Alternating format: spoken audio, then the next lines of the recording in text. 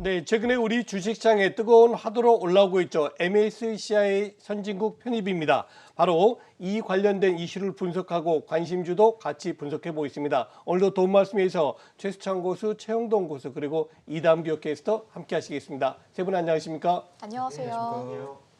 네, 자 언급을 해주신 것처럼 우리 정부가 MSCI 선진국 지수 편입을 도전하는 것을 공식화했는데요. 이 MSCI 지수 편입 그리고 앞으로 스케줄이 어떻게 나와 있는지 이담규 캐스터가 먼저 정리해 주시겠습니다. 네, MSCI 선진국 지수 편입을 위한 정부의 움직임이 본격화됐습니다.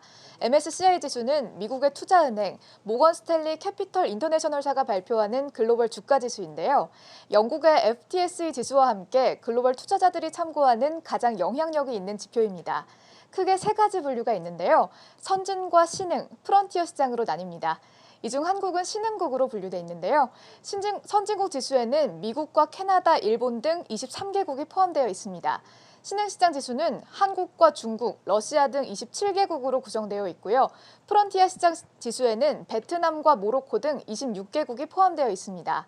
한국은 이미 2009년에 FTSE 지수에서는 선진국 지수에 편입되었지만 MSCI 선진지수 편입에는 4차례나 실패한 바 있습니다. 작년 6월에 MSCI는 한국 증시가 규모면에서는 편입 요건이 된다라고 언급했는데요. 하지만 외화 자유화가 충분하지 않다는 것이 편입 불발의 이유라고 밝혔습니다. 정부는 MSCI 선진국 지수 편입 재도전의 의지를 밝혔습니다. 지수 편입의 세부 일정 알아보시죠. 올해 6월에는 MSCI의 연례 시장 분류가 있는데요. 이때 관찰국 리스트 등재를 목표로 한다는 방침입니다. 그 이후 바로 편입되는 것이 아니라 실제 편입에는 2년의 시간이 소요됩니다. 올해 관찰 대상국으로 등재된다면 편입 여부는 내년 6월에 결정되는데요. 그때 편입이 확정되면 실제 편입은 2024년 6월에 이루어집니다. 네, 지금까지 MSCI 지수 분류와 편입 일정 알아봤습니다. 네, 이담규 캐스터 감사합니다. 먼저 최수창 고수님께 한번 질문 드려보겠습니다. 네. 방금 이담규 캐스터가 전해줬지만은 우리 한국이 MSCI 선진국 편입에 안 된 요인 중 하나가 외환 자유화 아니겠습니까? 네, 맞습니다. 사실 이 외환 자유화 부분, 이 부분 지금은 어떻게 충족이 되었습니까? 아직 뭐 완전히 충족이 된 상황은 아니고요. 네. 검토를 해서 그에 충족할 수 있는 조건을 맞추겠다고 준비를 하고 있는 과정이죠. 몇 번째입니다. 지금까지 뭐 MSCI 선진국 지수 편입 얘기할 때 항상 나왔던 게 가장 핵심은 외환 시장에 대한 개방이거든요.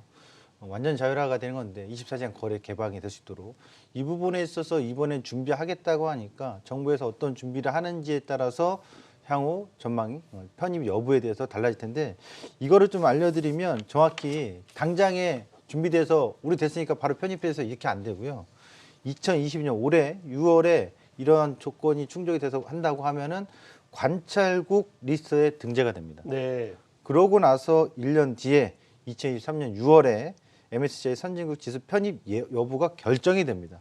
그럼 내년부터 돈이 막 들어오고 나가고 하나요? 그것도 아니고 또 그 이듬해 1년 뒤에 24년 6월에 편입이 시작됩니다. 네. 그래서 사실상 MSCI 선진국 지수 편입 여부가 지금 이 시점에서 크게 논란이 되거나 확대 해석할 필요도 없고 수급적으로 이런 논란이 있더라고요. 하나 자료를 좀 제가 갖고 왔는데 한번 보시죠. 이 자료를 보시면 최근에 하나투자증권에서 나온 자료입니다. MSCI 선진국 지수 편입 시에 현재 기준으로 본다면 향후에 비중이 5% 정도로 예상이 된다. 그래서 현재 신흥국 지수의 EM 지수에서의 금액이 패시브 자금이 약 134억 4천만 달러, 약 17조 원인데 향후에 선진국 지수를 편입이 조정이 돼서 바뀌게 되면 패시브 자금이 5% 기준으로 봤을 때 106억 달러로 줄어든다는 거예요. 네. 그래서 사실상 패시브 자금이 유출될 가능성이 있다. 이렇게 나온 하나의 또 이 리서치 자료가 있었고 또 하나는 한국경제연구원에서 나온 얘기는 적게는 한 13조에서 많게는 50조 원대까지 유입될 수 있다거든요. 어떤 것이 맞고 틀리고 지금 확정 지수는 없습니다. 결정도 안 난 그렇죠. 상황이니까요. 네. 다만 제가 봤을 때는 지금 이 하나투자증권에서 나온 자료는 현재 기준 시점에서 간과한 게 있어요. 어떤 거냐면 MSCI가 현재 한 2천억 달러, 2,100억 달러 정도의 운용자금인데 네. 그것이 선진국 지수에서만 이 운용자금이 2년 뒤에도 그대로 고정화된다라는 전제로 지금 그렇죠. 비중을 한 거거든요. 그럼 당연히 2년 뒤에는 운용자금이 더 커지면 커졌지 줄어들 가능성은 없거든요. 거의 없죠. 그렇다면 지금 이 그 리서치 자료에 제가 좀 태클을 거는 거라면 향후에 운영 자금의 규모가 커지면 우리나라가 신흥 비중이 5%라 하더라도 분명 패시기 자금은 더 증가할 더 가능성이 커질 있다는 수 얘기죠. 있죠. 예. 그러니까 이분의 어떤 자료가 틀리다가는 아니지만은 하나의 관과한 부분에 있어서 운영 자금의 규모라든가 또 국내에서의 신흥 그 선진국 지수 편입이 결정이 된 이후에 어떤 비중이 될지에 대해서는 아직 확정 지을 필요는 없다. 그래서 너무 MSCI에 대해서 편입 여부에 대해서 향후에 뭐 패시브 자금 빠져나가냐 이런 얘기 우려할 필요는 없다. 기우다. 이렇게 말씀드렸고요. 하나 또 자료 보시면 그래서 편입이 되고 나면 어떤 일이 벌어질까 보면은 이게 이제 방금 제가 설명했던 그 금액에 대한 추이 자금을 비교를 좀 네. 해드린 거고요. 다음 자료 보시면 우리보다 더 먼저 선진국 지수에 편입된 뭐 포르투갈이라든가 그리스 상황들을 보면 꼭 어떤 뭐 상관관계를 딱히 찾기가 어렵습니다. 네. 편입돼서 그러네요. 네. 좋다고 하기도 그렇고 비슷비슷한데요. 네, 뭐 예. 그렇다고 나쁘. 그러니까 결국 우리나라의 경제 체질 상태나 또는 경제력이 더 커지면 또 금융시장에서 우수한 실적 기업이 많아지면 결국에는 뭐 지수 상승의 효과는 충분히 또 나올 수 있다라고 봐야 되겠고요. 그런 점에 있어서 이번에 MSCI에서 외화 자유화 이 충족 부분은 앞으로 더 차분하게 지켜볼 필요성이 있는 이슈다 이렇게 보시면 좋을 것 같습니다. 네. 자, 이런 가운데 또 하나 좀 요건 충족을 위해서는 공매도가 전면 재개되어야 한다라는 좀 이슈가 있지 않습니까? 사실 이 부분은 개인 투자자분들이 가장 많이 걱정하시고 또 논란의 중심에 있기 때문에 시장의 변동성을 또 감안을 하지 않을 수가 없는데 최영돈 고수께서는 네. 어떻게 판단을 하고 일단은 계세요? 공매도를 네. 우리가 시장에서 봤을 때 이성적으로 접근을 할 것이냐, 예. 약간은 좀 감성적으로 접근을 할 것이냐라는 예. 게 가장 좀 중요하지 않을까라는 말씀드릴 수가 있을 것 같아요. 일단은 뭐 공매도 딱 하게 되면은 좀 어감이 맞아요. 좋지가 않습니다. 뭐 빌려서 매도를 맞아요. 한다라는 거기 예. 때문에 우리 개인 투자자분들 입장에서는 상당히 좀 악의 축에 하나에 좀 속해 있는데, 근데 지금 어찌됐든지 간에 지금 관청을 리스트로 올리겠다라는 게 금융당국의 정책적인 결정이잖아요. 그런 상황이기 때문에 뭐 그런 부분들에서 좀 충족을 좀 시켜줘야 된다라고 하게 되면은 일단은 전면 재개에 대한 가능성들은 상당히 좀 높아지고 있다라고 말씀을 드릴 수가 있을 것 같고요. 이러한 조건 중에 하나로서는 뭐 시장 접근성이라고 보시면 좋을 것 같은데요. 뭐 실현 시장 접근성에서 이제 공매도를 배제를 하고 얘기할 수 있는 상황들은 아니기 때문에 아마 정부에서도 굉장히 좀 발빠르게 움직일 가능성이 상당히 높다라고 보시면 좋을 것 같습니다. 자, 그러면 이제 가장 가까운 공매도 시기 부분들을 좀 보셔야 될 것 같은데, 일단은 작년도죠. 2021년도 이제 5월달에 공매도 재개가 이루어졌습니다. 부분 재개가. 근데 그때 당시에 일정도로 좀 보시게 되면 2월 3일이에요. 2월 3일 날 논의가 되고 나서 한 3개월 정도 있다가 공매도가 좀 재개가 됐고요. 그리고 이제 이 부분들을 이제 2022년도 시계를 좀 돌려보시게 되면 1월 25일 날 이제 공매도 정상화에 대한 얘기들이 좀 나와줬었거든요. 그렇더라고 하게 되면은 지금 3월 9일이 대선입니다, 여러분들. 네. 대선 전에는 아마 뭐 별다른 이야기들이 사실은 좀 없지 않을까라는 말씀드릴 수가 있을 것 같고요. 그리고 이제 5월 10일 날 취임일이 예정이 좀 돼 있는 상황들이기 때문에 아마 현 정권에서는 이제 다음 정권으로 넘기기는 좀 부담스럽지 않을까. 그렇기 때문에 이번 정권 안에서 이 MSCI 선진국과 관련해 가지고는 어느 정도 좀 마무리를 지을 가능성이 상당히 높다. 그렇더라고 되면 뭐 늦은 시일 안에, 그러니까 4월 달이겠죠. 4월 달 안으로는 공매도가 지금 재개가 될 가능성이 상당히 높지 않을까라는 걸 말씀드릴 수가 있을 것 같은데, 여기서 일단은 공매도가 시작이 됐다라고 해서 우리가 좀 겁먹을 것이 아니고 이제 과거 사례들을 좀 차트를 좀 보시면서 얘기를 좀 해드려야 될 것 같은데요. 자, 준비된 자료가 좀 있으면 올려드리도록 하겠습니다. 자, 일단은 지금 보시게 되면은 우리나라가 한 3번 정도가 있었어요. 네. 그래서 2009년도 2009년도에 있었던 그런 이제 부분들이 좀 있었고요. 그때 당시에 재개가 되고 나서 횡보됐었던 기간 자체가 한 1개월하고도 한 2주 정도 거래가 됐었고요. 그리고 2011년도 11월 달에 공매도가 재개가 됐었을 때도 마찬가지로 한 1개월하고 한 2개월 가깝게 좀 조정이 나오고 나서 시장은 또 상승을 했었거든요. 근데 작년도 2021년도 이제 5월 달에 공매도 재개가 되고 나서 시장에 대한 흐름들을 좀 보시게 되면 그렇게 좋지는 않았습니다. 근데 이게 꼭 굳이 공매도가 재개가 됐다라고 해서 시장이 하락한 게 아니고 전체 시장에 대한 하락세였기 때문에 사실은 앞서서 외환시장도 마찬가지고 MSCI가 선진지수로 좀 편입이 되고 나서의 상관성을 찾기가 힘들듯이 공매도도 마찬가지인 것 같아요. 일단은 공매도가 재개가 됐다라고 해서 시장에 대한 상승 흐름들이라든지 하락 흐름들이 좀 연관성을 좀 찾기에는 좀 쉽지 않지 않을까라는 말씀드릴 수가 있을 것 같고요. 뭐 그리고 이제 작년도 2021년도 5월달에 코스피 200과 코스닥 150에 대한 공매도가 일단은 뭐 시작이 된 상황들이기 때문에 사실은 올해 4월달 정도, 3월달, 4월달 정도의 공매도가 완전 전면 재개가 된다 하더라도 시장에 대한 영향력은 그렇게 크지 않다라는 걸 말씀드리도록 하겠습니다. 네, 그렇군요. 자, 최수창 교수님께 또 한 가지 질문 드려보겠습니다. MSCI 선진국 편입이 되면 네. 또 한 가지 불리한 게 중소형주가 불리하다 이런 말이 나오고 있어요. 그 이유가 무엇이고 향후 전망 어떻게 보십니까?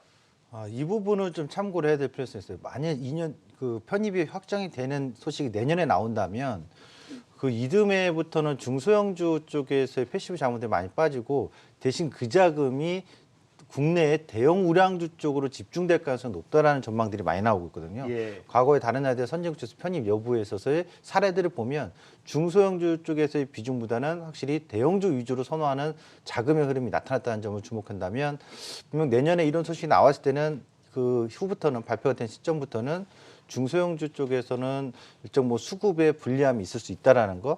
또 뭐 MSCI만 꼭 그 자금만 대한민국 증시에서 다 쥐락펴락하는 건 아니거든요. 그렇죠. 예, 그러니까 결국 중소형주에 대한 어떤 수급 부담이 빠져나간 건 일시적인 어떤 구간이 있겠습니다. 그러니까 2013년도에 그 뱅가드 자금이 약 10조 원 정도 빠져나간 적이 있거든요. 네. 편입 지수 편출 변화에 있어서 그런 것처럼 그러한 단기간에 시장의 충격을 완화시키면서 빠져나갈 자금들이 있을 수 있어요. 그럴 때 중소형주가 분리할 수 있는 전망은 뭐 제가 볼 때도 유효하다 또는 그런 전망을 여러분들이 주목할 필요성이 있는데 결국 다시 한번 말씀드립니다만 지금 시점에서 두려워하거나 이걸 너무 기대를 하거나 전혀 그럴 필요가 없다 이거죠. 확정된 것도 없고 발표한 것도 없고 날려면 최소한 1년 있어야 되고 편입 여부도 2년 있어야 되니까요.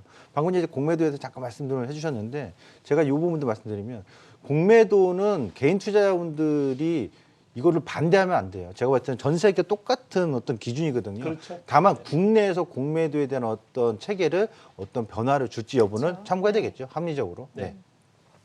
자, 이제 MSCI 2월 분기 리뷰가 10일에 발표된다 그럽니다. 과연 증권회사에서 편출입, 다시 말해서 MSCI 종목 들어가는 종목과 나오는 종목을 어떻게 분류하고 있는지 이담교 캐스터가 전해주겠습니다. 이번에는 증권사가 전망하는 MSCI 지수 편출입 종목 알아보겠습니다.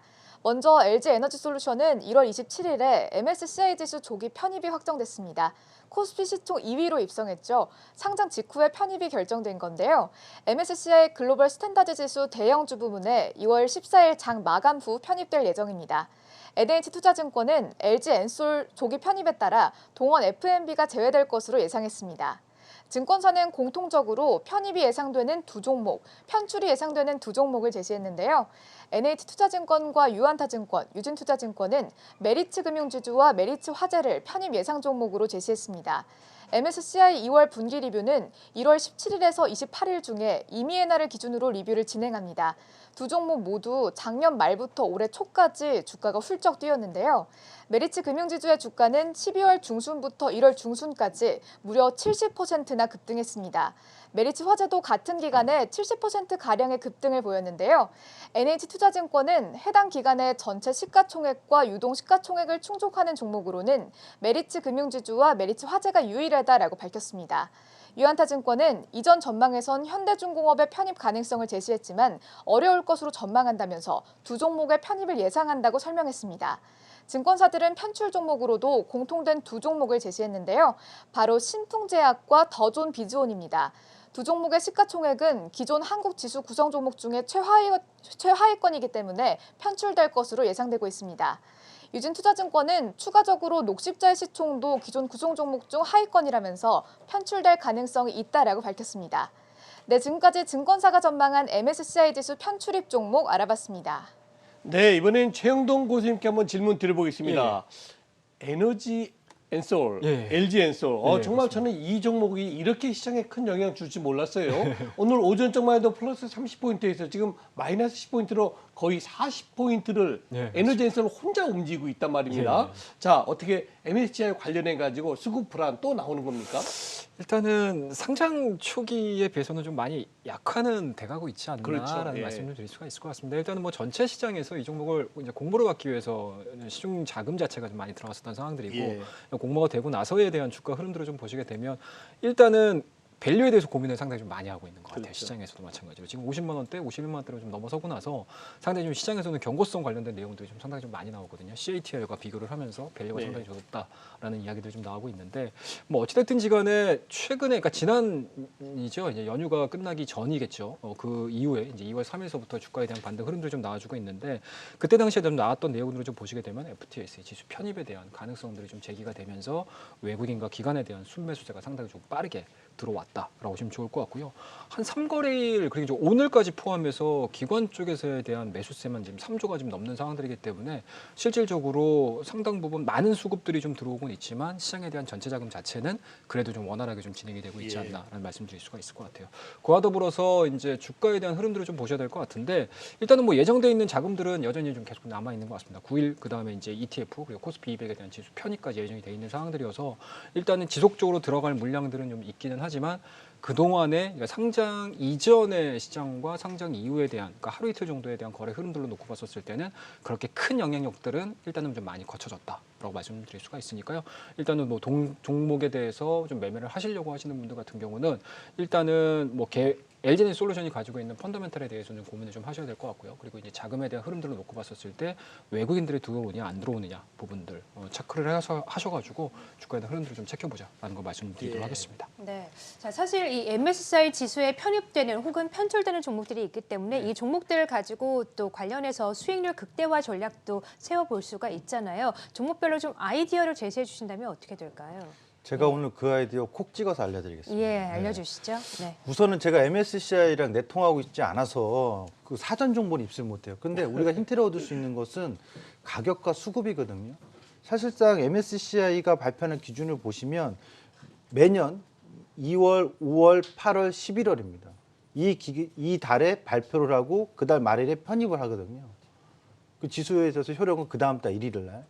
그러면 편입되기 발표하기 이전에 사실상 주가 상승이 많이 나와요. 발표하는 이 시점에서는 주목해 봐야 그러니까 수익 상승 어떤 차익 실현하는 단기적인 흐름이 많지가 않아요. 오히려 한 달 전쯤부터 선침해야 되는데 이 정보를 알고 있다면 너무나 좋겠죠. 그러나 MSCI에서의 이 편입 여부에 대해서 사전에 개인 투자자분이나 또는 저를 비롯한 많은 전문가들이 또는 증권사에서 일하는 분들이 사전 정보를 입수할 수 있을까요? 그렇지 못하잖아요. 그러면 어떤 아이디어냐면 지금부터 차트 한번 HT에서 잡아주시죠. 작년 11월 달로 가보겠습니다. 작년 11월 달에 보시면 대우조선해양은 편출된다는 얘기가 확인된 거잖아요. 그러면 11월 달 이전에 3분기 9월, 10월 달부터 보시면 어떻습니까? 기준은 10월 달이나 9월 달에 시가 자리서부터 아래로 밀리면서 외국인 수급이 빠져나가는 게 보이실 거고요. 예.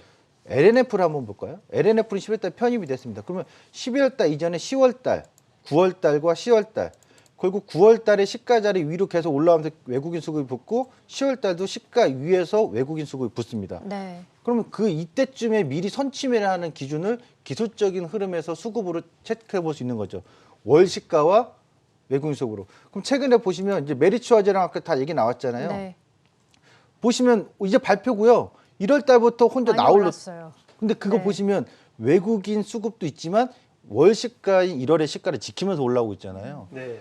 그러면 이번에 이제 신풍제약 같은 경우 더 좀 비중을 보면 이건 벌써 월 시가 그 이전부터도 계속 아래로 내려오고 네. 있죠. 그러니까 이 두 가지 기준만을 갖고도 우리가 예측을 해보는 거죠. 사전 정보를 입수할 수 없으니까. 그래서 월 시가 직전 달, 발표 직전 달의 시가를 지키면서 외국인 수급이 연속적으로 들어온다면 가능성을 자꾸 체크해 볼 수 있는 기준, 투자의 아이디어, 단기 매매의 아이디어로 활용해 보시면 좋겠습니다. 네. 자, 이제 우리 시청자분들이 가장 궁금해하실 질문을 제가 드리겠습니다. 일단 두 분이 주목하시는 단기 공략주 과연 어떤 종목인지 최수찬 교수님 먼저 말씀해 주시죠. 제가 먼저 볼까요? 네. 저는 단기 공략주는 뭐 사실 MSCI나 이거랑 특별한 관계는 없고 하나 에어로스페이스입니다. 네. 네. 지수 편입과는 좀 관계 없는 거죠? 네, 없다고 봐야 되겠죠. 근데 하나 에어로스페이스를 주목하는 것은 뭐 이집트 건에 대해서 다 아는 얘기지만 실제로 하나 에어로스페이스의 자회사가 하나 디펜스거든요. 근데 하나 에어로스페이스는 뭐 자주포라든가 앞으로 장갑차라든가 이 수주만 계속 봐야 되냐? 우선은 봐야 됩니다. 올해 호주에서 10조 이상의 또 장갑차 수주권이 그렇죠. 있으니까요. 제가 예상해 보건데 독일의 라인메탈이 될지 누가 될지 알 수는 없으나 굳이 호주에서 독일의 그 라인메탈 장갑차를 구매하기보다는 이번에 우리나라에서 자주포를 구매하면서 또 하나의 이득을 얻지 않을까 싶어서 장갑차의 가능성도 있다는 거죠. 근데 이거 말고 실적으로 하나 에어로스페이스 주목할 것은 넘치는 수주 잔고입니다. 20조 원이 넘습니다. 오, 대단한. 이 회사는 실제로 항공기 엔진 부품에서의 탑티어 기업이에요. 그러니까 세계 3대 항공기 엔진 제작사들이 있거든요. 미국의 P&W, 그다음에 GE, 영국의 로스로이스사. 예. 이 3대 회사에 전부 다 공급하고 있고 사업 파트너입니다. 단순 하청업체가 아니거든요. 그래서 좀 더 여러분들 공부해보고 찾아보면 하나에어로스페이스는 항공기체 부품 엔진에 있어서 세계적으로 글로벌 탑기어에 들어갔다. 네. 세계적인 항공사들과 사업 파트너를 맺고 있기 때문에 이 수주 잔고만 지금 알려진 게 24조 원대가 넘습니다. 장기 네. 공급할 그 내용들이 많기 때문에 여기에 이번에 장갑차 및 자주포의 수주까지 더해지니까 날개 달 수 있는 실적 전망이 계속 향상될 수 있다. 영업이익률도 방산기업으로서 굉장히 낮게 여러분들이 생각하겠지만 점진적으로 5% 이상으로 올라오기 때문에 향후에 실적 전망주로 하나 에어로스페이스를 보셨으면 좋겠습니다. 네. 요즘에 음식료 종목과 함께 방산주 또 네. 관심 있게 잘 보고 계신 것 같아요. 한화 에어로스페이스 들어봤고요. 최홍동 고수님은 또 MSCI 리뷰하는 또 관계 없지만 또 예, 어떤 종목을 유망하게 자, 보실까요? 일단은 뭐 하이브라는 종목을 말씀드리도록 하겠습니다. 오늘 3%대에 대한 좋은 흐름들을 좀 보여줬고요. 아마 이 하이브를 가지고 계신 분들 같은 경우는 좀 가슴 아픈 주가 흐름들을 근 한 2개월에 3개월 동안 좀 보시지 않았을까라는 말씀드릴 수가 있을 것 같아요. 일단은 뭐 11월 달에 고점 자체가 40만 원대, 그리고 현재 지금 보여주고 있는 가격 자체가 25만 원이기 때문에 일단은 동사가 상장을 했었을 때 상장 가격까지 일단은 내려왔습니다. 자, 그렇다고 되면 이제 상승에 대한 스토리들을 좀 이어보셔야 될 것 같은데, 가장 중요한 부분들은 실적에 대한 전환, 그리고 이 하이브가 가지고 있는 사업에 대한 환경 자체가 좀 변화가 이루어질 수 있을까에 대한 고민들을 좀 하셔야 될 것 같은데요. 일단은 4분기 실적 자체는 시장에서에 대한 영업이익 부분들은 다소 조금 아쉬울 수도 있으실 것 같습니다. 하지만 뭐 전체적으로 시장을 보시면 아시겠지만 4분기 실적으로 주가가 움직인다는 개념보다는 오히려 1분기, 2분기 실적에 대한 반향성들을 좀 보시면서 대응을 하신다라고 하게 되면 오히려 하이브는 2020년도가 조금 더 밝아질 가능성이 상당히 높지 않을까라는 말씀드릴 수가 있을 것 같은데요. 그 이유 중에 하나가 일단은 상반기 내 플랫폼에 대한 합병 부분인 것 같습니다. 일단은 동사가 운영하고 있는 위버스, 그리고 이제 V라이브에 대한 이제 통합 플랫폼에 대한 가능성들이 상당히 좀 많이 열려 있는 상황들이기 때문에 그 부분들이 좀 이어진다라고 하게 되면은 위버스, 아까 지금 보여주고 있는 하이브에 대한 리바운딩 부분들은 나올 수 있는 가능성이 상당히 높다라고 말씀드릴 수가 있을 것 같고요. 그리고 최근에 시장에서의 수급 변화라든지 아니면 업종에 대한 흐름들을 좀 놓고 봤었을 때 위드 코로나죠, 위드 오미크론. 그러니까 쉽게 말씀드려서 우리나라에서는 아직까지는 뭐 정부에서는 가능하다, 뭐 어떤 또 다른 인터뷰에서는 또 불가능하다라는 얘기들이 좀 많이 나오곤 있지만 해외 쪽에서에 대한 움직임들은 상당히 좀 좋아지고 있는 상황들이거든요. 그리고 이제 하이브가 국내에서 수익들을 벌어들이는 기업들이 아니고 오히려 해외 쪽에서에 대한 오프라인 매출 부분들, 오프라인 콘서트, 그리고 MD에 대한 판매 부분들로 상당 부분 좀 수익을 늘려나가고 있는 기업들이기 때문에 해외 쪽에서 우리나라보다는 좀 보다 빠르게 위드 코로나 형태의 산업 구조가 좀 열린다라고 하게 되면은 하이브에 대한 실적 정상화는 생각보다는 좀 빨리 돌아올 가능성이 상당히 높다. 그런 측면에서 보시게 되면 뭐 가시적으로 눈에 보이는 부분들은 없을 수는 있어요. 하지만 시장에 대한 또는 이제 주식 시장에 대한 속성 부분들을 놓고 봤었을 때 주가에 대한 상승 부분들을 예측을 해볼 수 있지 않을까라는 거 말씀드릴 수가 있을 것 같고요. 뭐 그런 부분에서 보시게 되면 최근에 외국인과 기관 쪽에 대한 수급 부분들도 간헐적으로 좀 유입이 되고 있는 상황들이거든요. 뭐 그렇더라고 되면 지금 가격대에서는 충분히 좀 관심을 좀 가지시면서 단기적으로 조금은 좀 안정적인 그런 이제 매매를 할 수 있는 종목이다라는 거 말씀드리도록 하겠습니다. 네. 자, 오늘은 두 분과 함께 오늘 MSCI 지수 편입 그리고 앞으로 관심 있게 볼 유망주까지 함께 들어봤고요. 최영동 고수, 최수찬 고수 그리고 이담교 캐스터와 함께했습니다. 고맙습니다. 감사합니다.